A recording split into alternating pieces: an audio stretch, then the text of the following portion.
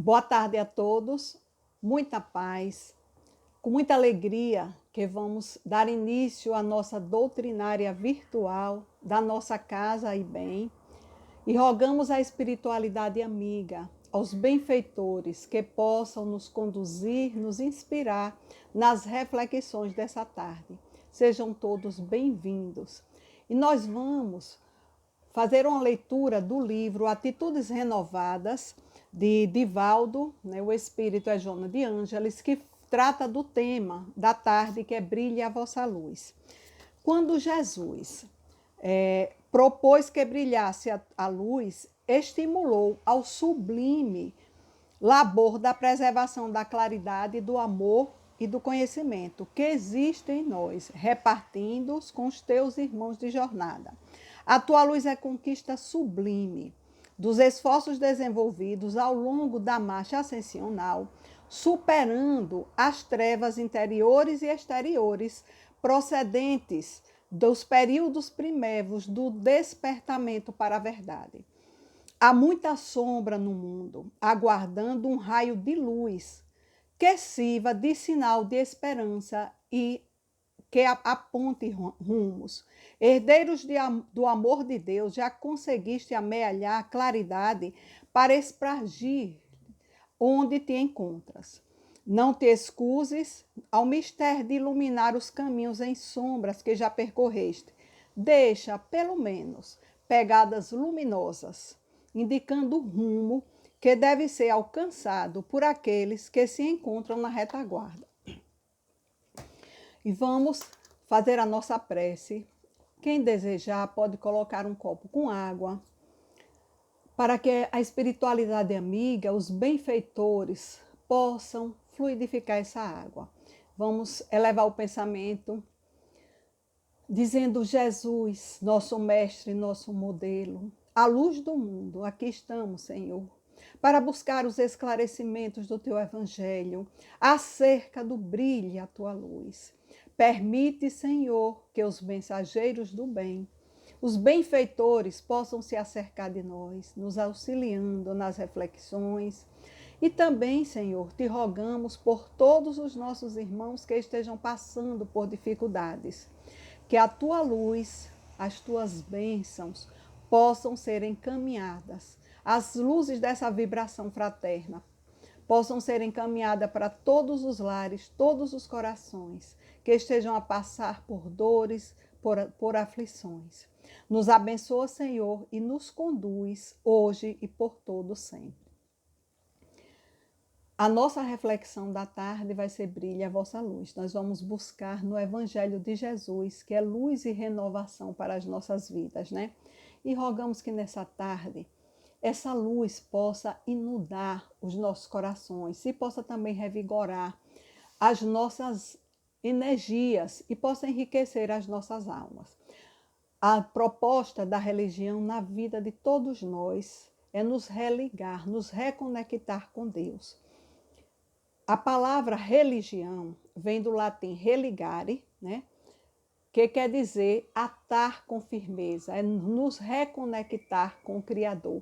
E Emmanuel, no livro Consolador, ele diz que nós devemos compreender a religião como um sentimento divino que clarifica, que ilumina a nossa caminhada. Então, a religião vivenciada, ela edifica e ilumina os nossos sentimentos. Então, o objetivo da religião é esse, é nos conduzir, nos reconectar com Deus. E nós só vamos nos reconectar com Deus quanto mais nós trabalharmos, né, para a nossa perfeição, que é a nossa autoiluminação. Então, nós vamos nos aproximando de Deus. E só vamos nos aproximar com esse esforço, com esse trabalho. E a religião é uma ferramenta, é um meio que nos permite alcançar a nossa iluminação, nos conectar com a fonte, nos transformar interiormente. Essa é a finalidade da religião, é promover o aperfeiçoamento de todos nós, consolidando o nosso caráter e nos auxiliando a sermos cada vez melhores. Mas é a religião vivenciada. E nós temos um exemplo, uma parábola de Jesus que nos mostra claramente, né, o religioso que vive a religião e aquele que tem um bom coração, né, que nem sempre o religioso, aquele que está na religião, ele vive. Às vezes ele está só cumprindo rituais, né, participando às vezes de estudo, mas não se transformando, que esse é o objetivo, é que haja uma transformação interior. Então, na parábola do bom samaritano, Jesus nos diz que um homem estava à beira do caminho, né, semi-morto, porque havia sido assaltado, apanhou, levaram todos os pertences dele e deixaram ele lá, né, numa situação deplorável. E por esse mesmo caminho passaram o levita e o sacerdote, religiosos, pessoas que eram emissários, né, se consideravam emissários de Deus. Então esses dois, eles vinham de Jerusalém após cumprir os rituais de purificação lá no templo de Jerusalém, né? E utilizaram azeite e outras coisas mais, porque os rituais eles utilizavam muitas coisas nesses rituais de purificação. Então eles passaram, viram o homem naquela situação, mas eles foram incapazes de fazer alguma coisa. Então eles passaram a largo, foram indiferentes. Já o samaritano, ele era considerado herético, né? Na verdade, ele era desconsiderado, mas ele foi tocado no seu coração para ajudar aquele homem. E ele tinha azeite, tinha vinho também, então ele limpou as feridas, cuidou do homem, levou a uma hospedaria e deixou lá para que se esse homem precisasse de mais cuidados, ele ia retornar e ia fazer os pagamentos que fossem necessários. E aí Jesus nos diz, quem foi o próximo mais próximo? Eram aqueles dois religiosos ou o samaritano, né? Que era desconsiderado. Então Jesus nos diz que o azeite e o vinho, que aqueles, o levita e o sacerdote derramaram lá no templo, esse azeite ele devia ser derramado para sarar, para curar as dores do irmão. E aí sim, o samaritano foi o próximo mais próximo. Então a nossa reflexão de hoje, né, está lá em Mateus, capítulo 5, versículos de 13 a 16. O brilhe a vossa luz. Esses versículos tratam da missão dos discípulos. Os discípulos de Jesus são a luz do mundo, nesses versículos eles dizem, são o sal da terra, né? Então sua tarefa é esclarecer aos semelhantes. Nós temos a responsabilidade de fazer brilhar a nossa luz para dissipar as sombras nossas, as nossas sombras interiores, mas também para dissipar, para servir, para iluminar, por pequena que seja essa chama, mas que essa chama possa trazer alguma luz para todos aqueles que estão ao nosso derredor. Nós somos discípulos do Mestre, nós estamos buscando estudar, estamos buscando conhecer o Evangelho e colocar em prática. Então, temos a responsabilidade de disseminar. E muitas vezes nem precisa falar, nem fazer algo, basta que nós possamos agir de acordo com o Evangelho, às vezes até silenciando. Então, cada um de nós é uma centelha divina. Fomos criados por Deus, à sua imagem e semelhança, a fim de que todos nós possamos cumprir a tarefa que fomos designados aqui na criação. Né? Então, todos nós temos um papel. Mas quanto de nós, no nosso dia a dia, nós não nos lembramos de que somos luzes, somos centelhas divinas. Então, essa é a nossa realidade. E em todo homem repousa uma partícula divina. Precisamos estar pensando, ter consciência disso, estar lembrando, né, para que nós nos conscientizemos da necessidade de fazer brilhar essa luz portas adentro dos nossos corações. E a luz, ela só é perceptível quando nós estamos agindo de acordo com o Evangelho. Porque por menor que seja, por mais tênue que seja a chama, né? Uma faísca de fósforo consegue vencer as trevas. Por mais densa que seja a treva, quando você acende uma faísquinha de luz, a treva já se afasta. E na ausência de luz, meus amigos, um fósforo, uma vela, tem a capacidade de acender milhares de outras velas, né, de outros focos, removendo assim o assédio das sombras da escuridão. E o nosso primeiro posto de trabalho, onde nós fomos colocados, onde nós renascemos, é na nossa família. E é aí a oficina, a nossa primeira oficina, onde nós precisamos fazer com que essa luz brilhe. Trabalhar a paciência, a indulgência, o perdão, às vezes até silenciando. Quem consegue qualquer foco, por menor que seja, ele já consegue iluminar-se e já pode servir, né, de luz para outro, beneficiar-se, porque uma jornada nas sombras é muito complicado, é muito difícil caminharmos no escuro. A luz nos ajuda a encontrar os caminhos corretos. Jesus, em uma das suas conversações, né, com seus discípulos, ele disse o seguinte: um discípulo, diante de uma bifurcação do caminho, qual é a pergunta que ele deve fazer antes de escolher o rumo a tomar? Um caminho é largo, pavimentado, claro, o outro é escuro, estreito e cheio de obstáculos. Então, qual é a pergunta?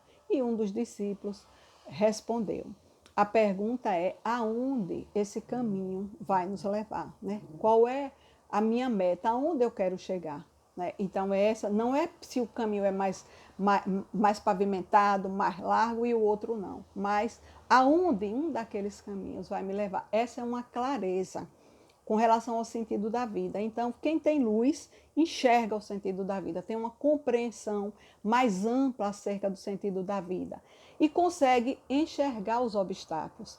E enxergando os obstáculos, pode contornar esses obstáculos, fazer como o rio no seu curso. Encontra o obstáculo, mas ele não se detém, ele contorna. E também a luz nos auxilia a ver as ajudas espirituais que chegam, principalmente nos momentos de maiores tribulações das nossas vidas. Nós temos aqui o exemplo de André Luiz. André Luiz, ele passou 8 anos no umbral, envolto nas sombras da revolta, da dor. Tinham muitos amigos espirituais para ajudar ele, mas ele não percebia a ajuda, porque ele estava naquela escuridão. Então, a luz, além de percebermos as ajudas espirituais, também nos auxilia a perceber as nossas necessidades evolutivas. E percebendo essas nossas necessidades, nós vamos dissipando as sombras. A luz, meus amigos, simboliza esclarecimento, orientação. Todos nós estamos num processo educativo aqui na Terra para nos transformar para melhor, através das experiências que vivenciamos. Basta que tenhamos olhos para ver, que tenhamos as claridades espirituais para perceber que é para isso que nós estamos aqui e é a luz que dá significado à vida. A luz é indispensável para a vida material e para a vida espiritual, né? Sem luz não há vida. Nós vamos buscar lá no Consolador um esclarecimento acerca da autoiluminação, onde foi feita uma pergunta ao benfeitor Emmanuel, uma pergunta 220 do livro O Consolador, onde foi perguntado o seguinte: há alguma diferença entre crença e iluminação? Aí vejam a resposta do benfeitor. Todos os homens da terra, ainda os próprios materialistas, creem em alguma coisa, todavia são poucos que se iluminam. O que crê apenas admite, mas o que se ilumina, ele vibra e sente. O primeiro, ele depende dos elementos externos. nos quais coloca o objeto de sua crença. Já o segundo, ele é livre das influências exteriores, porque há bastante luz no seu próprio íntimo, de modo a vencer corajosamente as provações a que foi conduzido no mundo. Então, nós carecemos de luz. Além de tudo que nós já falamos, nós precisamos de luz para vencer as nossas provações, as nossas tribulações. O trabalho de iluminação deve ser permanente, com muito esforço, com muito trabalho individual, sacrifício de si mesmo, porque não vamos conseguir avançar sem luz, né? E para que brilhe essa luz, o que nós devemos fazer? Nós temos algum mecanismo? O que é que nós devemos fazer para potencializar essa luz? E aí nós fomos buscar no benfeitor Emmanuel o livro Pensamento e Vida, que no seu prefácio, né, Emmanuel nos diz que esse livro é uma cartilha que é utilizada lá no mundo espiritual para preparar aquelas pessoas que estão em trânsito da espiritualidade para aqui, né? Então, ele nos diz também no prefácio, que é muito importante, que esse livro é para nos lembrar que os nossos pensamentos criam a vida que nós procuramos. Então, o capítulo 5º do livro Pensamento e Vida, Emmanuel nos diz que Jesus é a nossa divina luz na evolução planetária. Jesus disse: eu sou a luz do mundo, é o nosso mestre, é o nosso guia, é o nosso modelo.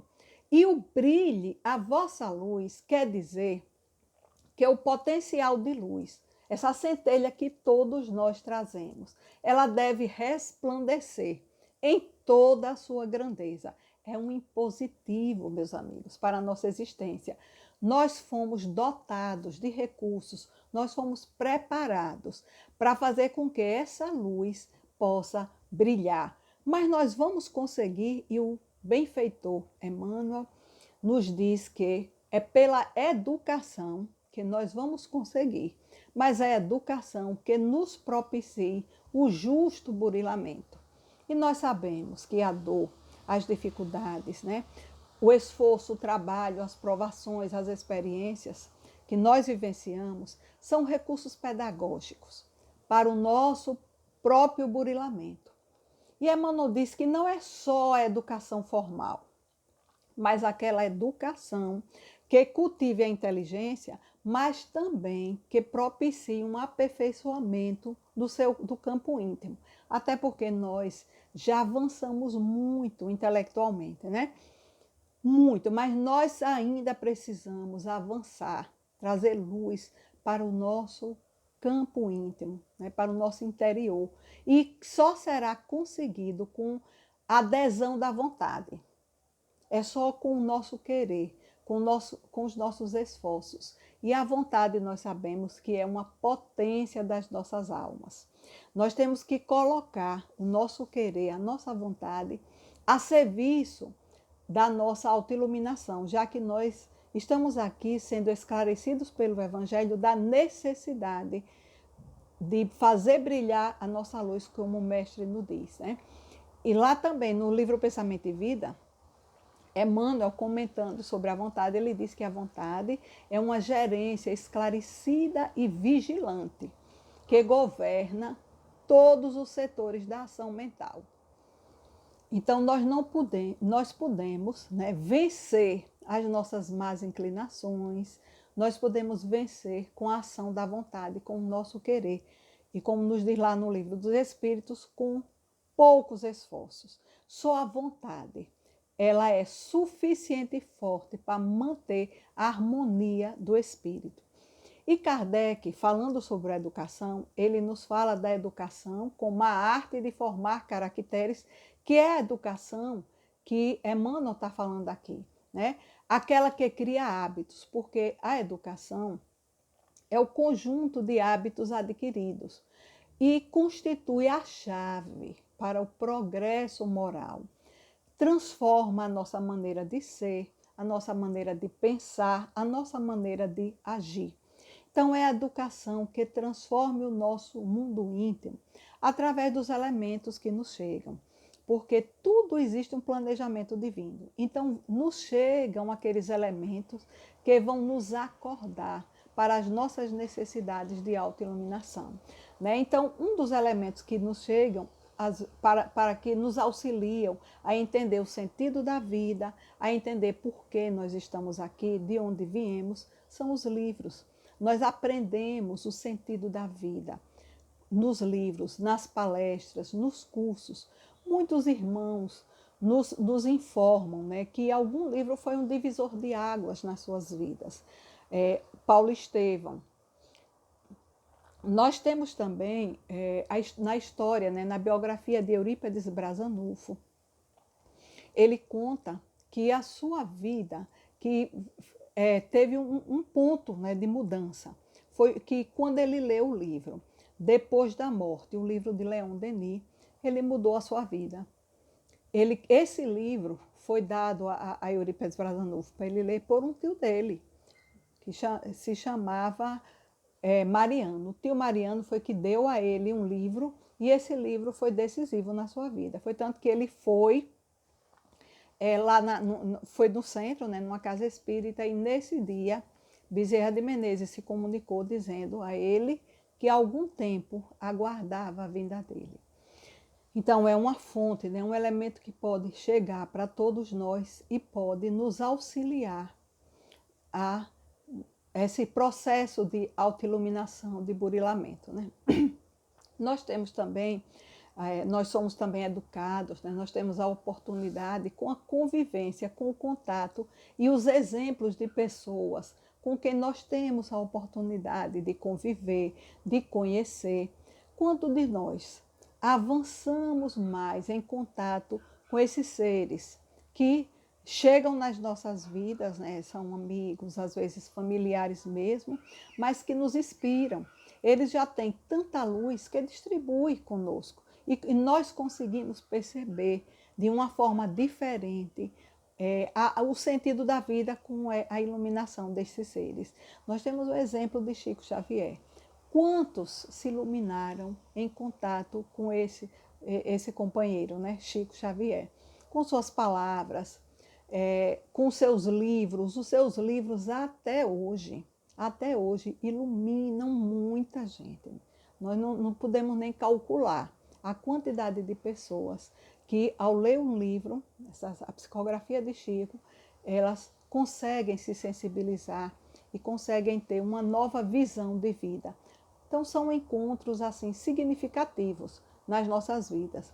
E muitas vezes esses encontros foram planejados lá no mundo espiritual. Nós vemos Divaldo e Nilson, né? Com certeza eles tinham um compromisso de juntos construírem aquela obra magnífica e tão grande, né, que é a Mansão do Caminho. Então são essas pessoas que possuem valores morais elevados e que nos dão a oportunidade de educar o nosso íntimo em contato com elas, vendo, né, como elas agem, conversando e sentindo a vibração, a sua luz que vai também iluminando, né?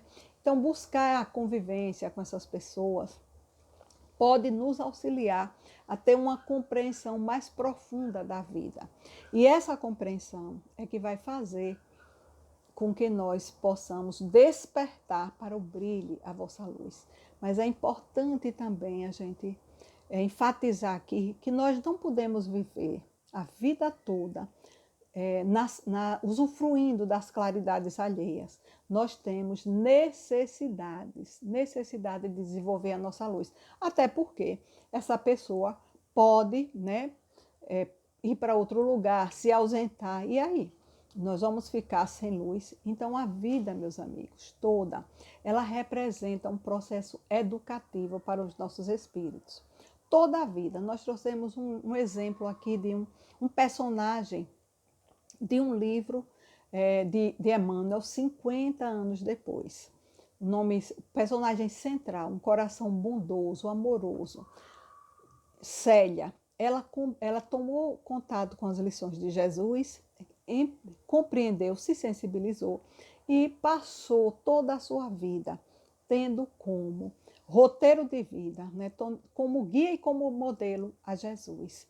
Célia foi muito virtuosa. Ela passou por muitos problemas na sua vida, muitas dificuldades, muitas tribulações, mas ela nunca se revoltou. Em todos os momentos ela dizia o seguinte: Deus tem um plano para mim. Então ela, que morava com sua mãe e seu pai passou um ano ausente a trabalho, né?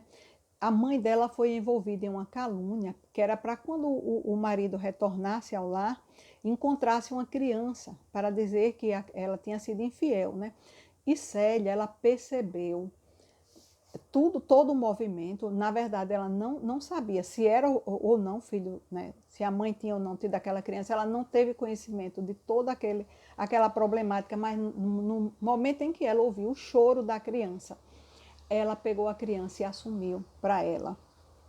E ela foi abandonada pelo pai, principalmente, né? O pai fez de conta que ela havia morrido. Então ela, de repente, se viu sozinha, com a criança nos braços, sem ter nada, nem ter um tostão. Então ela saiu pelo mundo, sofreu muito, nunca se revoltou. Sempre na confiança, na fé e na esperança, dizendo: Deus tem um plano para mim. E depois que essa criança faleceu, ainda pequena, ela assumiu uma nova identidade de homem para ter condição de ser aceita em um mosteiro, onde ela ia aprender mais sobre a doutrina de Jesus e ela poderia servir. Então ela foi para Alexandria e tomou um novo nome, Irmão Marinho. E pela segunda vez, ela foi vítima de mais uma calúnia. Uma pessoa teve um filho e disse que o pai era ela. Imagine, né? Célia, ela tinha uma identidade de homem, né? Então, ela foi expulsa do mosteiro, mas ela conseguiu ficar em um casebre próximo ao mosteiro, próximo da horta. E ela passou a cultivar hortaliças, a trabalhar arduamente, mas não deixou de estudar a doutrina de Jesus, não deixou de ensinar a doutrina, e muitos vinham até ela. Ela tinha uma vida de sacrifícios, uma vida de orações, e ela, quando aqueles enfermos chegavam, que ela orava, que ela colocava, né, impunha as mãos e orava pedindo a Jesus para que a cura pudesse ser efetuada, muitos foram curados. Muitos. Então, um exemplo de uma vida de abnegação, de devotamento e de aceitação com tudo que ele chegou, né? Então, nós estamos no momento, de fazer a nossa luz brilhar, porque é um momento de crise. Toda crise nos leva a uma mudança, né? Então, estamos aqui na Terra para aprender, nesse momento de crise, nesses momentos de dificuldades, para fazer com que a nossa luz possa brilhar. Esse é o momento. Todos nós que tivemos que mudar a nossa rotina, estamos vivendo esse isolamento social, né? É crise, né, em todos os setores, principalmente na saúde, mudança de hábitos, muitos de nossos irmãos passando por aflições, passando por dores. Então, é um tempo de parada, um tempo para que a gente possa refletir, um tempo para reavaliar os nossos valores, perceber o que é importante, selecionar o que é importante para nós, o que deve permanecer nas nossas vidas. O que é importante nesse instante? Nesse instante é essa parada para avaliar, para selecionar e para descartar tudo que não nos serve. Porque somos levados a pensar, né? Estamos constrangidos mesmo a, no isolamento, fazermos um mergulho íntimo. Nós não temos com que nos distrairmos exteriormente. Então, nós temos que aproveitar esse momento. Não temos controle de nada. Estamos integralmente nas mãos de Deus. Então, vamos aproveitar para fazer um mergulho e aproveitar a crise para dar um salto na nossa autoiluminação. O que é que eu devo aprender? Todos nós temos algo a aprender com essa crise, né? O que é que eu tenho que reavaliar na minha vida, no meu modo de ser, no meu temperamento, né, nos meus pensamentos, a minha rotina? O que é que essa crise veio acordar? Para que mudanças essa crise veio me acordar para que eu possa realizar essas mudanças. Nós todos estamos vivendo uma prova coletiva em todo o mundo. Todos estão passando pela mesma prova, independente de local, né, de continente, de língua, de religião, de condição social. Todos somos convidados a parar e repensar todos esses nossos valores. Avançamos muito intelectualmente, mas precisamos avançar moralmente, né? Mas o que é que nós podemos fazer, cada um de nós, nesses instantes de crise, nesses instantes de dores? Então, nós podemos ser solidários, nem só com a ajuda material, que é muito importante. Existem muitos irmãos que estão sem emprego, sem condições de se manter, de ter o básico para a sua alimentação. Então, nós podemos ajudar, sim, materialmente, mas nós podemos também dar atenção, dar carinho, ligar para um companheiro, para um amigo, que nós sabemos que estão isolados, que estão solitários. Então, nós podemos utilizar o nosso tempo para fazer uma ligação, para levar otimismo, para dizer, olha, eu estou aqui do seu lado, né? Podemos emitir vibrações fraternas, vibrações de esperança e de otimismo, porque a possibilidade de adoecer, possibilidade de morrer, sempre existiu nas nossas vidas. Todos nós temos que voltar um dia, né? Não existe improvisação. Existe um planejamento divino, onde nós tivemos o momento de chegar, foram planejadas as principais coisas que nós teríamos que vivenciar nessa encarnação e chega o momento do retorno. Então, nós precisamos trabalhar a questão do medo de adoecer, de morrer, porque o medo, ela afeta o nosso equilíbrio, afeta a nossa saúde, afeta a nossa harmonia e muitas vezes afeta até a imunidade, porque quando nós nos desequilibramos, nossa imunidade ela é afetada e às vezes paralisa. Nós somos convidados a ter esperança, a cultivar, né, a serenidade, porque nós temos a certeza, nós temos a convicção de que Deus, inteligência suprema, causa primeira de todas as coisas, Ele está no comando de todo esse processo. Jesus, o governador espiritual da terra, Ele está cuidando de todo esse processo. Então vamos vibrar positivamente. Vibrar positivamente com fé e com esperança, porque nós vivemos em constante associação com encarnados e com desencarnados que pensam, né, e sentem como nós. Então, nós vivemos associados. Vamos buscar nos associar aos amigos espirituais que estão vibrando positivamente por todos nós. E quando a dor chega, na hora do testemunho, vamos nos manter firme no Evangelho, fazer brilhar a nossa luz, para que a gente possa perceber, enxergar os amigos espirituais que estão ali a nos ajudar. Esperança, né, é um item de primeira necessidade nesses instantes que nós estamos vivenciando na Terra. E essa crise, essa situação de turbulência, ela também nos revela como nós somos. Muitas vezes nós nos surpreendemos a forma como nós agimos e reagimos diante de uma crise, né?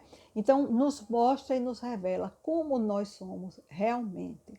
Então, é um momento de autodescobrimento. Não é para se desanimar, não é para ficar desesperado, mas é se manter firme no Evangelho, para não cair no mar das aflições. Ficar na vigilância, vigiando a vontade, o querer de estar bem, de buscar atividades que possam engrandecer, criar uma rotina saudável, fazendo o que é necessário, fugindo da ociosidade, buscando se ocupar com coisas úteis, né? É o autocuidado, cultivando sempre o bom ânimo e o otimismo. E nós temos toda a terapêutica espírita que está a nosso favor para nos auxiliar nesses momentos. Nós temos o atendimento fraterno. As casas estão fazendo atendimento fraterno, né? Então, se nós não estivermos dando conta, que a gente possa humildemente pedir ajuda, qualquer um de nós, pedir ajuda, porque Emmanuel diz que os homens são mais frágeis do que maus. Então, nós, às vezes, vem um problema e nós estamos na fragilidade, então precisamos de ajuda. Busque ajuda, né? Busque os amigos, busque, abra o coração. Nós temos a água fluidificada, né? Que nos nossos cultos do Evangelho a gente pede para fluidificar. Nós temos palestras virtuais, nós temos o passe virtual que nós podemos fazer para nos reenergizar. O culto do Evangelho no lar, preces e leituras edificantes. Então, vamos utilizar toda essa terapêutica para nos auxiliar a passar, a transpor por esses tempos difíceis, né? E para finalizar a nossa doutrinária de hoje, nós vamos fazer uma leitura, uma página, um trecho do livro Encontro Marcado, onde ele fala ante as crises do mundo. É uma página de Emmanuel. E ele diz o seguinte: somos todos capazes de fazer cessar em nós qualquer indução à indisciplina ou à desordem. Cada qual pode assumir as rédeas do comando íntimo e estabelecer com a própria consciência o encargo de calafetar com a bênção do serviço e da prece todas as brechas da alma, de modo a impedir a invasão da sombra no barco de nossos interesses espirituais, nos preservando contra o mergulho no caos, tanto quanto auxiliando aqueles que estão conosco na viagem de evolução e de elevação. Faze-te, pois, aonde estiveres, um ponto de tranquilidade e de socorro. O deserto, por vezes, é imenso. No entanto, bastam algumas fontes isoladas para garantir a jornada segura através dele. Na ausência do sol, uma vela consegue acender milhares de outras, removendo o assédio das sombras. Que o mundo se encontra em conflitos dolorosos, à maneira de cadinho gigantesco, em ebulição, para depurar os valores humanos, é mais que razoável, é necessário. Entretanto, e acima de tudo, importa considerar que devemos ser, não obstante as nossas imperfeições, um ponto de luz nas trevas, em que a inspiração do Senhor possa brilhar. Muita paz. Essa era a nossa reflexão. E vamos agradecer a Deus. Elevar o nosso pensamento de gratidão a Deus, de amor, Deus de bondade, Deus de misericórdia. Graças te damos, Senhor. Rogamos que essas reflexões, elas possam alimentar as nossas almas, aquecer os nossos corações e alimentar a nossa vontade nesse desejo de fazer brilhar a nossa luz. Senhor, nós te rogamos por todos os lares que estão passando por dificuldades diversas, de ordem material, né, de saúde, que o teu amor e a tua misericórdia possa, Jesus, enviar os mensageiros do bem para levar a todos eles a tua paz, o alívio, o consolo e a esperança em dias melhores. Nos auxilia, Senhor, hoje e por todo sempre.